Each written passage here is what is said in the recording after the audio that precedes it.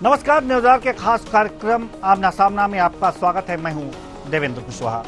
राज्यसभा चुनाव के लिए एमपी के 5 प्रत्याशियों ने अपना नामांकन भर दिया है। बीजेपी से 4 और कांग्रेस से 1 प्रत्याशी राज्यसभा जाएंगे। बीजेपी से माया नरोलिया, डॉक्टर एल मुरुगन, उमेश नाथ महाराज और बंसीलाल गुर्जर राज्यसभा के प्रत्याशी हैं। वहीं कांग्रेस से ओबीसी समाज से आने वाले अशोक सिंह राज्यसभा पहुंचेंगे, लेकिन कांग्रेस प्रत्याशी को लेकर सियासत गर्मा गई है। अशोक सिंह को प्रत्याशी बनाए जाने पर बीजेपी नेता कांग्रेस पर तंज कस रहे हैं।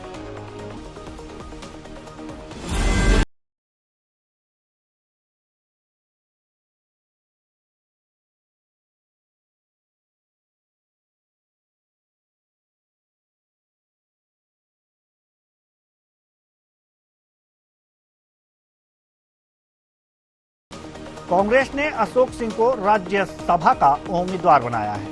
अशोक सिंह मध्य प्रदेश कांग्रेस के कोषाध्यक्ष हैं। वे ग्वालियर के रहने वाले हैं और ओबीसी समाज से आते हैं। यादव समाज से ताल्लुक रखने वाले अशोक सिंह साथ ही वह पूर्व सीएम और कांग्रेस के वरिष्ठ नेता कमलनाथ के करीबी हैं। वहीं अशोक सिंह की उम्मीदवारी पर बीजेपी ने तंज कसा है। सभी नेताओं ने अपने अपने पट्टों को आगे बढ़ा रहे हैं। वैसे भी अशोक सिंह 4 बार चुनाव हार चुके हैं। हारा हुआ जनप्रतिनिधि नहीं होता। कैबिनेट मंत्री कैलाश विजयवर्गीय ने कहा कि नेताओं के हारने की वजह से कांग्रेस में प्रतिस्पर्धा ज्यादा थी। सभी हारे राज्यसभा में जाना चाहते हैं। दिग्विजय सिंह लगातार चुनाव हारते रहे हैं। हारने के बाद भी दिग्विजय को कांग्रेस ने सम्मान दिया। नाराज क्यों नहीं होंगे साहब, जब शहमाद के खेल में जिस प्रकार से डिनर और डिप्लोमेसी भी नहीं चली और जीतू पटवारी जी की मंशा भी नहीं चली, और जिस दरवाजे से दिग्विजय सिंह जी ने अपने शागिर्द को भेजकर जो चाल चली है उससे सारे के सारे नेताओं को मात दे दी उन्होंने। तो अब भले ही वो ना आए, लेकिन मध्य प्रदेश के कांग्रेस नेता जानते हैं कि इसमें दिग्विजय सिंह जी की जीत हुई है और जीतू पटवारी जी को रोककर अपने पुत्रों को स्थापित करने की दिशा में वो आगे बढ़े। देखिए, अशोक सिंह जी इससे पहले 4 चुनाव अपने जीवन में चुनाव लड़ चुके हैं। वो सारे के सारे चुनाव वो हारे हैं। राज्यसभा में भेजने से वो जनता के नेता नहीं हो जाएंगे। जनता के बीच लगातार सतत काम करने वाला ही नेता बनता है, जो कांग्रेस का एक भी नेता नहीं है। कांग्रेस पार्टी में इस समय चलन चल गया है, जो चुनाव हारता है उसको नेतृत्व दे रहे हैं, जो चुनाव हार गया उसको पीसीसी चीफ बना दिया, जो 2 लोकसभा चुनाव हारा है उसको प्रभारी बना दिया, और जो 4 चुनाव हारा है उसको पीछे के दरवाजे से भेजकर आप क्या नेता बनाएंगे? तो कांग्रेस से अशोक सिंह को दिया गया है, दिग्विजय सिंह उठ के हैं, वहीं पे आपसी वोट चल रही है क्योंकि कमलनाथ, जीतू पटवारी सभी जाना चाह रहे थे। अरुण यादव, हाँ, कांग्रेस में प्रतिस्पर्धा बहुत ज़्यादा थी क्योंकि सब हार गए थे और इसलिए सब जाना चाहते थे राज्यसभा में। पर अशोक सिंह जी कांग्रेस के नेता हैं और लगातार चुनाव हारते रहे, पर उसके बाद भी कांग्रेस ने उन्हें सम्मान दिया। मैं उनको भी बधाई देता हूँ। मध्य प्रदेश कांग्रेस अध्यक्ष जीतू पटवारी ने कहा कि अशोक सिंह का नाम सर्वसम्मति से तय किया गया है। कोई विरोधाभास नहीं था। बीजेपी को यह समझ लेना चाहिए कि वह झूठ नहीं बोल सकती। जीतू पटवारी मध्य प्रदेश कांग्रेस ने क्या कुछ कहा है, आइए सुनिए।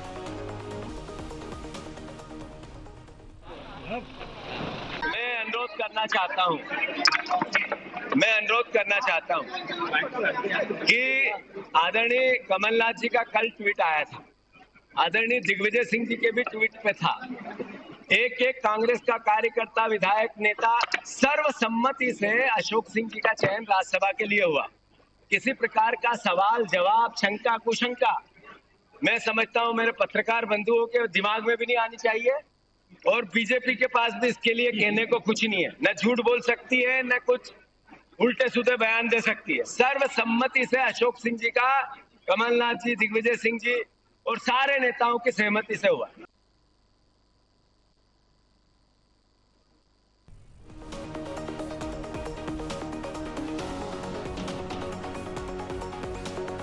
तो मध्य प्रदेश में राज्यसभा के प्रत्याशियों ने अपना नामांकन दाखिल कर दिया है। कुल 5 नामांकन मध्य प्रदेश से दाखिल हुए हैं। 4 बीजेपी की तरफ से, 1 जो है कांग्रेस की तरफ से। अशोक सिंह के नामांकन दाखिल करने पर सियासी चर्चाएं गर्म हैं। 4 बार चुनाव हार चुके हैं अशोक सिंह, और बीजेपी की तरफ से ये कहा जा रहा है कि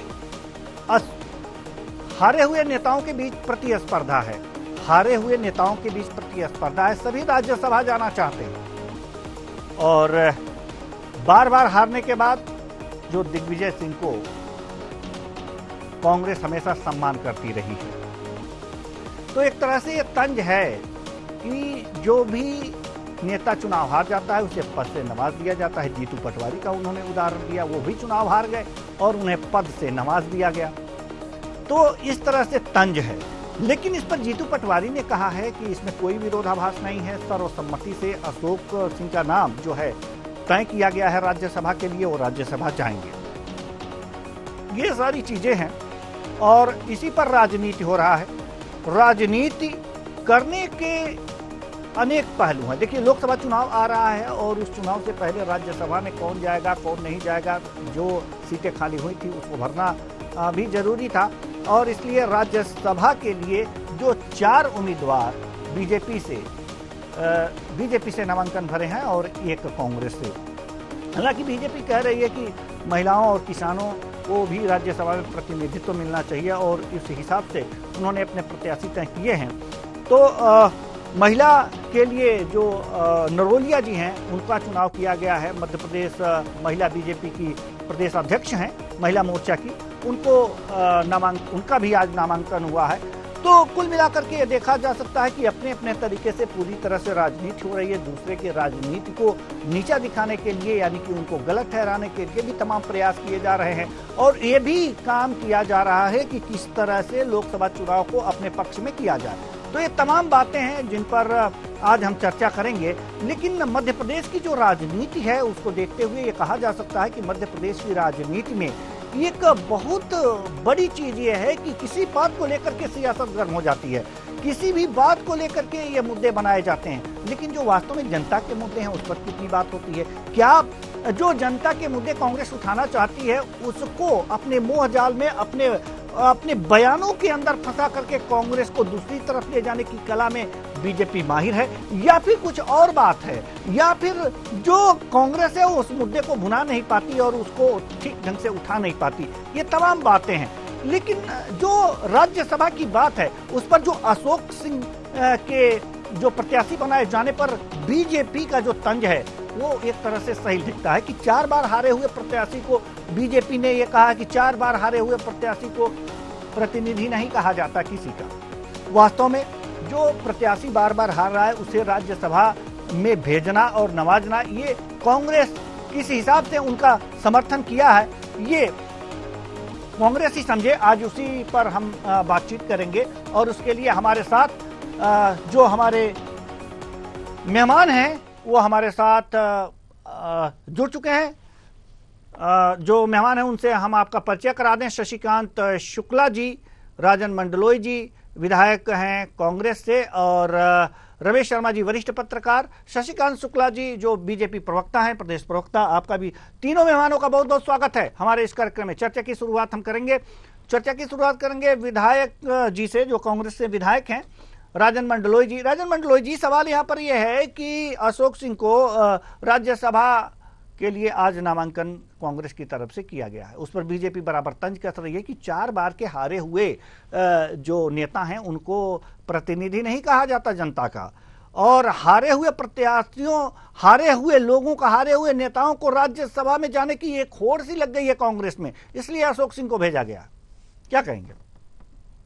अशोक सिंह जी बहुत पुराने और वरिष्ठ कार्यकर्ता हैं, हमारे प्रदेश कांग्रेस के वो ट्रेजरर भी है और साथ में जो ग्वालियर भिंड संभाग के, चंबल संभाग के बड़े नेता हैं और उन्होंने कांग्रेस पार्टी में उनके बचपन से सेवा करते आ रहे हैं, उनकी पीढ़ी दर पीढ़ी कांग्रेस परिवार से व्यक्ति हैं और कांग्रेस पार्टी ने ऐसे व्यक्ति को राज्यसभा भेजा है जो जमीनी कार्यकर्ता है और कांग्रेस के प्रति निष्ठावान है। तो निश्चित तौर पर ये बड़ी हमारे लिए गर्व की बात है कि अशोक सिंह निश्चित तौर पर 3 बार लोकसभा चुनाव हारे हैं, लेकिन उसके बावजूद भी चुनाव में हार जीत तो चलती रहती है, लेकिन कांग्रेस के कार्यकर्ताओं को कांग्रेस के हमारे जो राष्ट्रीय नेतृत्व ने मौका दिया। हार चलती रहती है, लगातार हार भी तो नहीं होनी चाहिए ना? नहीं, देखो क्या है, ग्वालियर संभाग में आपको मालूम है कि वहाँ परिस्थितियां बहुत खराब रहती है। ग्वालियर से अशोक सिंह जी कई बार बहुत कम मार्जिन से लोकसभा हारे हैं। उसके पीछे आप जानते हो कि महाराज जो साहब थे वो महाराज जी क्या करते थे कि उनके जो पट्टे रहते थे उन्हीं को पसंद करते थे, और अशोक सिंह जी शुरू से महाराज जी की चरणामत नहीं हुए, महाराज जी के कभी चरण नहीं छुए, और वह एक आम कार्यकर्ता के रूप में सब लोगों को लेके चलने वाले व्यक्ति थे। तो परिणाम में महाराज कभी उनको सपोर्ट नहीं किया, उसकी वजह से बहुत मामूली अंतर से वे हारे जरूर है, लेकिन कांग्रेस के प्रति उनकी निष्ठा और उनके कांग्रेस में उनके कार्य को देखते हुए हमारे केंद्रीय नेतृत्व ने उनका सम्मान किया है। निश्चित तौर पर हमारे कांग्रेस के कार्यकर्ता और हमारी पार्टी के वरिष्ठ नेताओं का हम आभार व्यक्त करते हैं। कांग्रेस के कार्यकर्ता हैं, लेकिन समाज को उन्होंने क्या दिया है? देखो, वो चुनाव में हारना जीतना एक अलग बात है, लेकिन समाज की सेवा में वो सदा तत्पर रहे हैं। ग्वालियर चंबल संभाग के जितने भी कार्यकर्ता है उनका बहुत सम्मान करते हैं, और वे छोटे से छोटे कार्यकर्ता की लड़ाई जमीनी स्तर पर लड़ते आए हैं। जी चलिए, कार्यकर्ताओं का उन्होंने लड़ाई लड़ी है, इसलिए ये राज्यसभा की तरफ जा रहे हैं। शशिकांत शुक्ला जी, हम आपके पास आना चाहेंगे। लगातार अशोक सिंह पर कटाक्ष किया जा रहा है बीजेपी के द्वारा। उन्होंने जिन्हें उचित समझा वो राज्यसभा के लिए अपना प्रत्याशी बनाया, बीजेपी ने जिन्हें उचित समझा राज्यसभा के लिए प्रत्याशी बनाया। इसमें छींटाकशी और तंज की कहाँ जगह है? देखिए, सवाल ये कि कांग्रेस का निर्णय है, ठीक है, उनकी पार्टी का निर्णय है, परंतु जब पार्टियां कुछ निर्णय ऐसे करती हैं, पार्टियां कुछ ऐसे निर्णय करती हैं कि जो टिप्पणी योग्य है, तो जनता की आवाज बन के पक्ष या विपक्ष में से तो वो आवाज आएगी ना, विरोध तो करना पड़ेगा। जो आप राजनीतिक दृष्टि से गलत निर्णय ले रहे हैं तो जनता तो सामने लड़ने आएगी नहीं, तो आखिर जनता की आवाज को हमको अभिव्यक्त करना पड़ेगा, चाहे पक्ष में हो या चाहे विपक्ष में हो। अब देखिए, और श्रीमान अशोक जी, हो सकता है कि वरिष्ठ कार्यकर्ता है कांग्रेस के, उनका व्यक्तिगत कोई अपमान सम्मान का विषय नहीं, हम सम्मान करते, लेकिन 4 चुनाव लड़े और जनता ने चारों बार अस्वीकार कर दिया। जनता ने कह दिया आप सेवा योग्य नहीं, आप योग्य नहीं, घोषित कर दिया। जनता ने कह दिया आपने समाज की कोई सेवा नहीं की, आपके अंदर कोई क्षमता नहीं है, आपके अंदर पार्टी की कोई क्षमता नहीं कि आप इस क्षेत्र की सेवा कर सको। तो जनता जब उनको लगातार 4 बार डिस्क्वालीफाई कर रही है, अयोग्य घोषित कर रही है, तो हारे हुए प्रत्याशी को कांग्रेस किस दृष्टिकोण से योग्य घोषित करके प्रत्याशी बना रही? सवाल ये है, जिसको जनता रिजेक्ट कर दे, आप जनता के खिलाफ निर्णय करेंगे, आप जनता के खिलाफ निर्णय करेंगे। जनता जिसको अयोग्य घोषित कर देगी, आप उसको योग्य घोषित कर देंगे। आपके प्रदेश अध्यक्ष को जनता ने अयोग्य घोषित कर दिया, आपने उन्हें योग्य घोषित कर दिया। तो ये पार्टी का, कांग्रेस का जो निर्णय है, निश्चित रूप से ये टिप्पणी करने योग्य है, जनता के विरोध में है, जनता के आक्रोश के लिए है। तो पार्टियां अपना टिप्पणी करती है। कैलाश विजयवर्गीय जी ने कहा, सही कहा, जो 4 चुनाव हार गए, जनता ने डिस्क्वालीफाई कर दिया, आप उनको राज्यसभा में भेज रहे हैं। और कांग्रेस में होड़ लगी है नेताओं की, हम चुनाव जीत के तो जा नहीं सकते, ठीक है, मंडलोई जी जीत गए होंगे, बाकी लोग चुनाव नहीं जीत पा रहे हैं, नहीं जीत पा रहे हैं तो राज्यसभा में अप्रत्यक्ष रूप से पार्लियामेंट में घुसने की कोशिश कर रहे हैं। किसी प्रकार से हम राज्यसभा सदस्य बन जाए, किसी प्रकार से हमारी नेतागिरी चलती रहे, ये भी एक प्रयास चल रहा, प्रतिस्पर्धा चल रही। और जहां तक अभी जीतू पटवारी जी का बयान हमने देखा, उन्होंने कहा कि सर्वसम्मति है। अरे बड़े नेताओं के एकांत में जरा उनसे पूछो तो वो बताएंगे सम्मति, हो तो अपना एक नाम बता देंगे, कहीं हमारी कोई सम्मति नहीं थी, लेकिन सर्वसम्मति मजबूरी में करनी पड़ी। तो ये मजबूरी की सर्वसम्मति है, फिर भी कांग्रेस का निर्णय है, पर ये निर्णय जनता के विरोध में है, जनता के विरुद्ध है। चलिए, ये निर्णय जनता के विरुद्ध है। रमेश शर्मा जी, वरिष्ठ पत्रकार हमारे साथ मौजूद हैं। रमेश शर्मा जी, ये निर्णय जनता के विरुद्ध है। 4 बार अगर जो चुनाव हार चुके हैं तो उन्हें राज्यसभा भेजने की जो कांग्रेस की कवायद है, वो ये माना जा रहा है बीजेपी के द्वारा कि ये उचित नहीं है। जी, क्या कहेंगे? देखिए, मोटे तौर पर कौन राज्यसभा में जाएगा, ये हर राजनीतिक दल का अपना एक निर्णय होता है। ये कांग्रेस ने तय किया कि कौन जाएगा, भाजपा ने तय किया कि कौन जाएगा।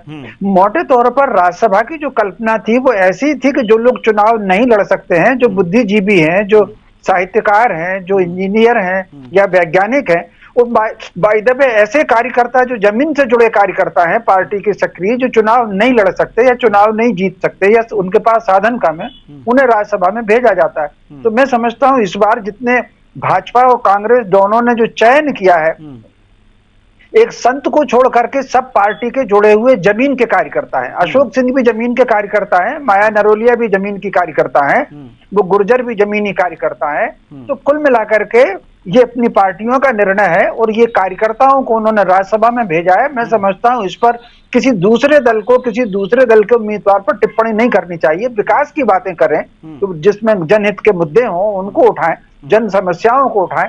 उम्मीदवार के चयन को क्या बहस बनाना। जी जी पुनः हम आना चाहेंगे शुक्ला जी के पास, जो बीजेपी प्रवक्ता हैं। जैसा कि हमारे वरिष्ठ पत्रकार महोदय रमेश शर्मा जी ने कहा कि किसी भी दल को एक दूसरे के प्रत्याशी पर इस तरह से सवाल नहीं उठाने चाहिए। अपने अपने तरीके से सभी ने अपने अपने प्रत्याशियों का चुनाव किया है और उसे राज्यसभा भेजने की कवायद कर रहे हैं। ऐसे में वास्तव में अगर जो छींटाकशी हो रही है बीजेपी की तरफ से, तो ये अच्छी बात नहीं है। ये छींटाकशी आखिर क्यों हो रही है? शुक्ला जी, शशिकांत शुक्ला जी। इसमें क्या है क्या आवाज आ रही?